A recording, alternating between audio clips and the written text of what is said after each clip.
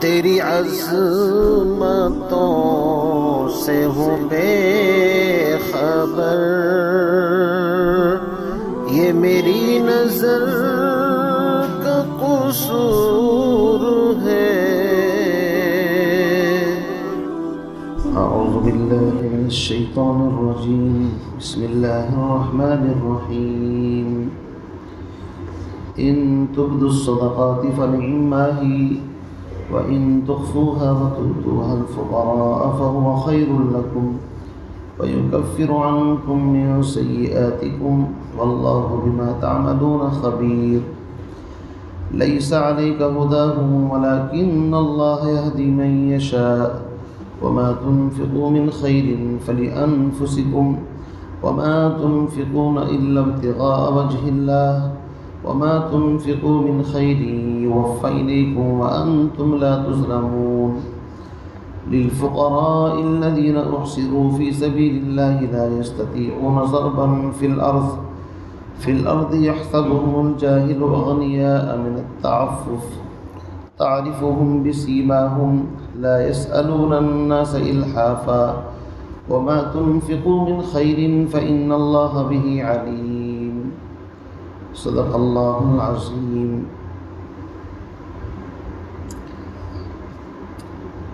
انفاق فی سبیل اللہ، اللہ کے راستے میں خرچ کرنا، چونکہ یہ بہت ہی اہم باب ہے، اس لیے بڑے تفصیلی انداز میں اس کا تذکرہ چل رہا ہے۔ اللہ رب العزت یہ چاہتے ہیں کہ انسان جو بھی کچھ خرچ کرے اس کا ثواب اس کے نامہ اعمال میں درج ہو، ریاکاری نہ کرے، دکھلاوا نہ کرے، حرام مال سے صدقہ نہ کرے، بلکہ پاکیزہ، طیب اور خلوص کے ساتھ ان چیزوں کی رعایت کے ساتھ انسان اپنا مال خرچ کرے تاکہ وہ ثواب کا مستحق ہو سکے۔ اب یہاں سے فرماتے ہیں وَمَا أَنفَقْتُم مِّن نَفَقَةٍ أَوْ نَذَرْتُم مِّن نَذْرٍ، تم جو بھی کچھ خرچ کرتے ہو، او نظرتم من نظر، یا جو بھی تم نظر مانتے ہو، کوئی بھی نظر چاہے مطلق ہو چاہے مقید ہو، فإن اللہ یعلم، تو اللہ اس چیز کو جانتا ہے۔ وما للظالمین من انصار، اور ظالموں کا کوئی حمایتی اور مددگار نہیں ہوتا۔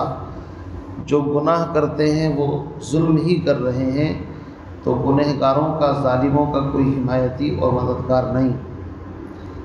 تو نظر آپ جانتے ہیں، کوئی آدمی یہ کہے میرا فلاں کام ہو گیا تو میں اتنے دن کے روزے رکھوں گا یا اتنا خیرات کروں گا، یا مطلقاً کوئی آدمی یوں کہے کہ میں اپنے اوپر 2 روزے واجب کرتا ہوں، منت مانتا ہوں۔ تو حلال چیزوں کی اگر منت اور نظر مانی جائے تو جائز ہے، باقی غلط اور گناہوں کے کام کی نظر ماننا صحیح نہیں۔ جیسا کہ تفصیل کے ساتھ احادیث کے اندر آیا ہے، ایک شخص دھوپ کے اندر کھڑا ہوا ہے،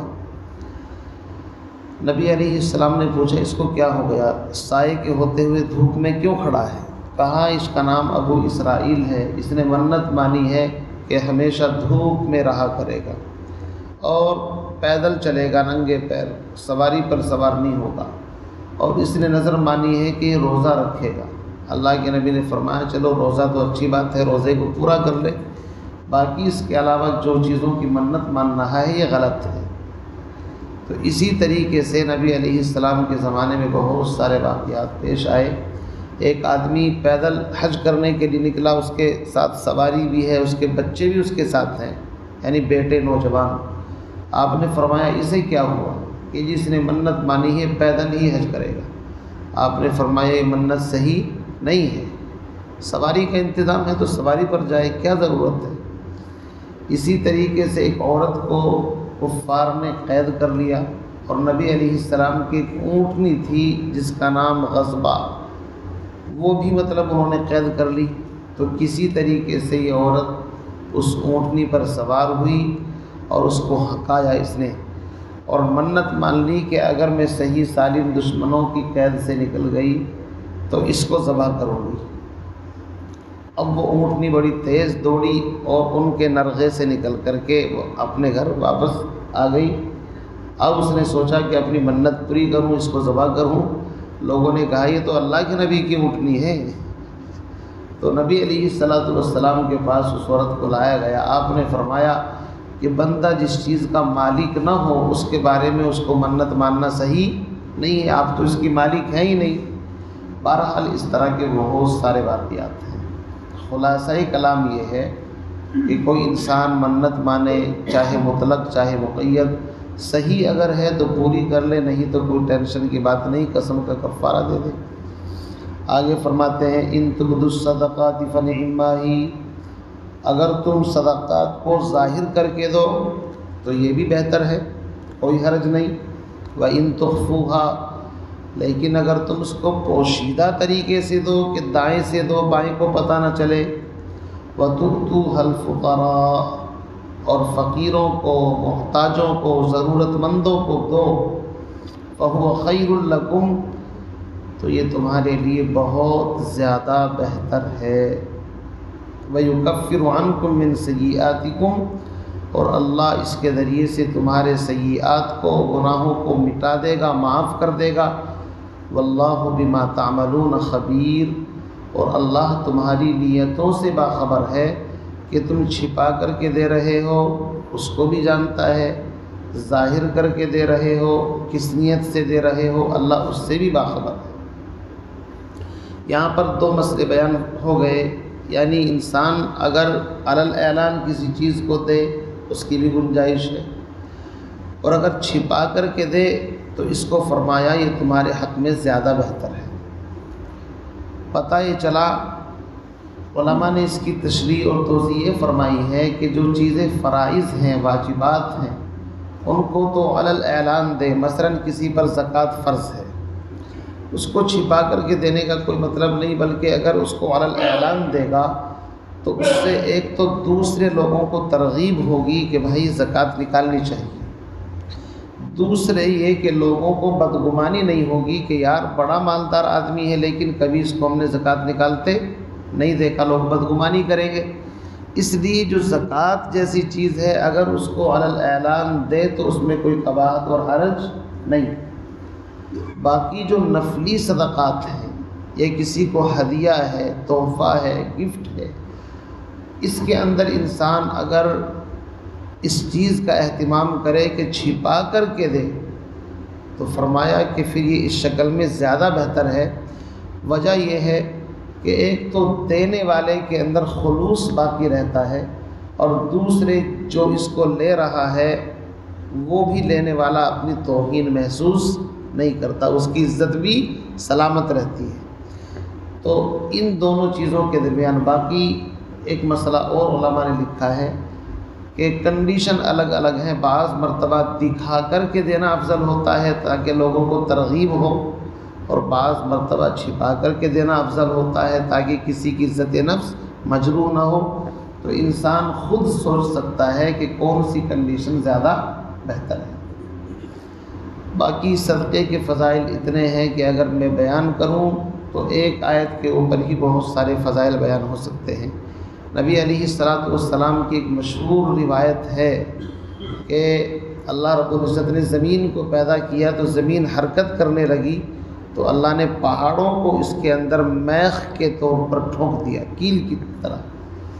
تو فرشتوں نے عرض کیا یا اللہ، کیا پہاڑوں سے زیادہ کوئی سخت چیز ہے؟ چونکہ پہاڑوں نے تو زمین کے ہلنے کو روک دیا۔ اللہ کے نبی نے فرمایا پہاڑوں سے زیادہ سخت لوہا ہے۔ فرمایا اچھا، اس لیے کہ لوہا وہ ہے کہ جو بڑی بڑی چیزوں کو توڑ دیتا ہے۔ فرمایا لوہے سے کوئی سخت چیز؟ تو آپ نے فرمایا پانی، اس لیے کہ پانی لوہے کو بھی گلا دیتا ہے۔ فرمایا پانی سے بھی زیادہ کوئی سخت چیز ہے؟ فرمایا ہاں، ہوا۔ ہوا ایسی چیز ہے کہ وہ پانی کو بھی اٹھا کر کے سمندروں سے منتقل کر دیتی ہے۔ فرمایا کہ ہوا سے زیادہ کوئی سخت چیز ہو؟ فرمایا مومن کا صدقہ، وہ صدقہ جو اپنے دائیں ہاتھ سے خرچ کرتا ہے، بائیں کو پتہ نہیں ہوتا، اس کا اجر، اس کا ثواب اور اس کی سختی ان تمام چیزوں سے بڑھی ہوئی ہے۔ اور فرمایا کہ صدقہ بلاؤں کو، مصیبتوں کو ٹالتا ہے۔ الصدقۃ ترد البلاء، حضرت عیسیٰ علیہ السلام کے کسی امتی کے بارے میں تفسیر در منصور کے اندر لکھا ہے، اس کی شرارتوں سے لوگ بڑے پریشان تھے۔ سب لوگ حضرت عیسیٰ علیہ السلام کے پاس آئے، اس بدبخت کے لیے آپ بد دعا کر دیں، اس نے زمین کو بالکل اپنے ظلم و ستم سے بھر رکھا ہے۔ آپ نے فرمایا ٹھیک ہے، اس کا کام ہو جائے گا۔ صبح کو یہ شخص نکلا لکڑیاں اکٹھی کرنے کے لیے، جنگل کی طرف گیا۔ جنگل جاتے وقت اس کے پاس 2 روٹی کھانے کے لیے تھی، راستے میں کچھ سائل ملا تو اس نے 1 یا 2 روٹی سائل کو دے دی مانگنے والے کو۔ اب اس کے بعد جب شام ہوئی تو یہ لکڑیوں کا گٹھر لے کر کے واپس آیا۔ لوگوں نے حضرت عیسیٰ سے شکایت کی، حضرت آپ تو کہہ رہے تھے اس کا کام ہو جائے گا، یہ تو بدبخت پھر آ گیا ہے۔ آپ نے فرمایا اس کو بلاؤ، ضرور کوئی نہ کوئی اس نے نیکی کا کام کیا ہے۔ اس کو بلایا اور بلانے کے بعد اس سے پوچھا، پوری کارگزاری سناؤ، تم نے کوئی صدقہ خیرات کچھ کیا ہے؟ اس نے کہا 2 روٹیاں میرے پاس تھی، میں نے جاتے وقت وہ ایک آدمی کو دے دی، سائل کو مانگ رہا تھا وہ۔ اس کی لکڑیاں کھولی تو اس میں ایک اژدہا نکلا جس نے اپنا منہ کسی لکڑی کے اندر پھنسا لیا تھا۔ فرمایا یہ اللہ نے مسلط کیا تھا اس کو ہلاک کرنے کے لیے، لیکن اس کے صدقے کی وجہ سے اللہ رب العزت نے اس کی حفاظت فرما لی۔ تو پتہ یہ چلا کہ انسان مصیبتوں سے تکلیفوں سے بچ جاتا ہے۔ الصدقۃ ترد البلا، اور خرچ کرنے سے انسان ایسا ہو ہی نہیں سکتا کہ اللہ کے راستے میں خرچ کرے اور اللہ رب العزت اس کی مدد نہ فرمائے۔ اسی لیے حدیث میں فرمایا اللہ کے نبی نے، تم جہنم کی آگ سے صدقے کے ذریعے سے اپنا بچاؤ کرو، اگرچہ ایک کھجور ہی ہو، ایک چھوارا ہی ہو، یعنی معمولی چیز کو بھی صدقہ دو، لیکن تو بھائی فرمایا لیس علیک ھداھم، اے میرے محبوب آپ کی ذمہ داری ان کی ہدایت کی نہیں ہے، ولیکن اللہ یہدی من یشاء، لیکن اللہ جس کو چاہتا ہے ہدایت دیتا ہے۔ اس آیت کے 2 مفہوم ہیں۔ ایک مفہوم تو یہ ہے صدقے کے مسائل ہم نے کھول کر کے بیان کر دیے، محبوب اب تمہاری ذمہ داری صحابہ کو زبردستی ان مسائل پر عمل کرانے کی نہیں ہے، مسئلے بیان کر کے ہم نے واضح طور پر بیان کر دیے، جس کی مرضی ہے ان پر چلے فائدہ اٹھائے، اور جس کی مرضی میں نہ آئے نہ چلے، آپ زبردستی نہیں کر سکتے۔ دوسرا مفہوم اس آیت کا یہ ہے کہ کچھ لوگ ایسے تھے کہ جو ایمان لانے سے پہلے یہ جو صحابہ تھے ان کے ساتھ ہدایہ تحائف لین دین کا معاملہ کرتے تھے، ان پر خرچ کرتے تھے۔ جب یہ مسلمان ہو گئے اور وہ غیر مسلم رہے تو انہوں نے سوچا کہ اب ان کے اوپر اگر ہم خرچ کریں گے تو خامخواہ ضائع ہوگا، کیا کریں۔ بعض روایت میں آتا ہے کہ نبی علیہ السلام کے پاس ایک شخص مانگنے کے لیے آیا، یہودی تھا۔ آپ نے فرمایا مسلمانوں کے مال میں سے تمہارے لیے کچھ بھی نہیں میرے پاس۔ تو وہ وہاں سے ناراض ہو کر کے غصہ ہو کر کے اٹھ کر کے چلا گیا۔ یہ عجیب معاملہ ہے کہ جس کو چاہتے ہیں دے دیتے ہیں، جس کو چاہتے ہیں نہیں دیتے ہیں۔ تو قرآن کی یہ آیت اسی موقع پر نازل ہوئی اور اللہ نے اپنے نبی کو فرمایا، نبی جی ایمان ایک الگ چیز ہے اور خرچ کرنا ایک الگ چیز ہے۔ ہدایت کا تعلق اللہ کے ہاتھ میں ہے، وہ چاہے گا تو ایمان کی ہدایت ملے گی، نہیں چاہے گا نہیں ملے گی۔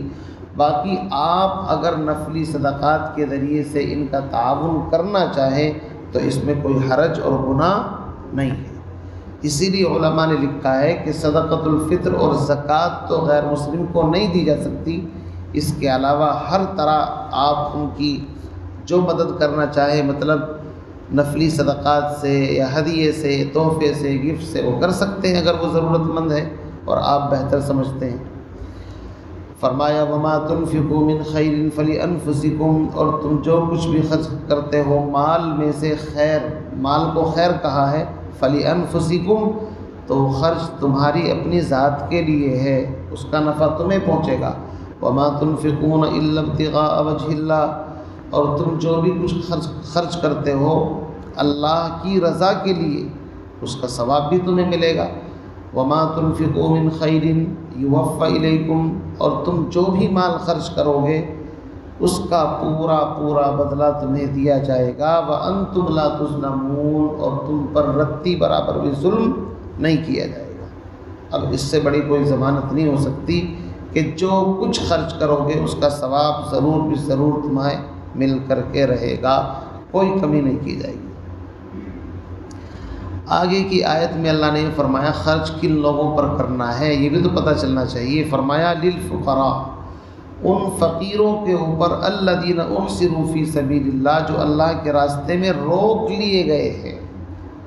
کون؟ اس سے مراد طلباء ہیں، علماء ہیں، مجاہدین ہیں، جو دین کے تقاضوں کی وجہ سے اس طرح رکے ہوئے ہیں کہ وہ دوسرے کاموں میں اپنا وقت نہیں لگا سکتے۔ علماء ہیں، اگر وہ مدرسہ، مسجد، خانقاہ کو چھوڑ کر کے تجارت میں لگ جائیں تو دین کا کام کون کرے گا بھائی؟ بتاؤ کون کرے گا دین کا کام؟ اس لیے ان لوگوں نے اپنا وقت اس کام میں لگا دیا ہے۔ مجاہد ہے، اس نے اپنا کام اللہ کے دین کی سربلندی کے لیے لگا دیا ہے۔ طلباء ہیں، جیسے اصحاب صفہ، نبی کے دروازے پر 400 کی تعداد کم و بیش رہتی تھی، ایک چبوترا بنا دیا گیا ان کے لیے مسجد نبوی میں، ایک چھپر، وہیں پر شب و روز رہتے تھے۔ کبھی کبھی اللہ کے نبی ان کو کسی خاص تقاضے پر بھی بھیج دیتے تھے۔ فرمایا اشارہ سمجھو کہ تمہارے خرچ کا سب سے بہترین مصرف وہ لوگ ہیں جو اپنا وقت دین کے کاموں میں لگا کر کے اس انداز سے فارغ ہو گئے ہیں کہ ان کا وقت پورا دین کے اندر گھر چکا ہے، اب وہ کوئی اور کام نہیں کر سکتے۔ اسی کو فرمایا للفقراء الذین احصروا فی سبیل اللہ، فی سبیل اللہ عام ہے، اصل تو اس کا مصداق میں نے بتایا اللہ کے راستے کے مجاہد ہیں، لیکن طلباء، علماء، پڑھنے پڑھانے والے، یہ سب فی سبیل اللہ کے مصداق ہیں۔ فرمایا تمہارے مال کے سب سے زیادہ مستحق وہ لوگ ہیں جو روک لیے گئے ہیں فی سبیل اللہ، اللہ کے راستے میں۔ اللہ کے راستے کے تقاضوں کی وجہ سے ان کو فرصت نہیں، لا یستطیعون ضربا فی الارض، وہ زمین میں کمانے کے لیے، محنت کے لیے بھاگ دوڑ نہیں کر سکتے۔ اگر زمین پر کمانے کے لیے نکلیں گے تو یہ شعبے چھوٹ جائیں گے۔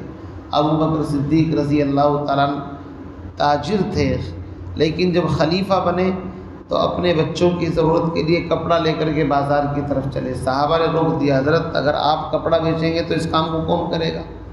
پتہ ہی چلا جب انسان دین کے کام میں لگ جاتا ہے تو پھر تجارت متاثر ہوتی ہے۔ اسی لیے علماء، فضلاء جو آج کل کے ہیں وہ اگر تجارت میں جاتے ہیں تو دین متاثر ہوتا ہے، دین میں لگتے ہیں تو ان کی دنیا متاثر ہوتی ہے، کمزوری آتی ہے۔ اس لیے ہم سب کو چاہیے کہ ان کا خیال رکھیں تاکہ وہ بے فکری کے ساتھ دین کے کام میں لگے رہیں۔ یہ صحابہ کی ترتیب تھی۔ فرمایا یحسبهم الجاہل اغنیاء من التعفف، جاہل لوگ ان کے بارے میں گمان کرتے ہیں کہ یہ اغنیاء ہیں، مالدار ہیں، حالانکہ ضرورت مند ہیں، لیکن لوگ ان کے کپڑوں کو دیکھ کر، ان کے جوتوں کو دیکھ کر اندازہ لگاتے ہیں ان کو ضرورت نہیں ہے، شاید یہ تو بڑے مالدار ہیں۔ یحسبهم الجاہل، اللہ نے فرمایا جاہل لوگ جن کے پاس علم نہیں ہے، نادان لوگ ان کی ظاہری کنڈیشن کو دیکھ کر کے کیا سمجھتے ہیں؟ اغنیاء، یہ تو مالدار ہیں، من التعفف، حالانکہ یہ لوگ ضرورت مند ہوتے ہیں، لیکن ان کی کنڈیشن یہ ہے کہ اپنی ضرورت کا اظہار یہ کسی کے سامنے نہیں کرتے۔ یحسبهم الجاہل اغنیاء من التعفف، ان کے سوال نہ کرنے کی وجہ سے لوگ ان کو مالدار سمجھتے ہیں۔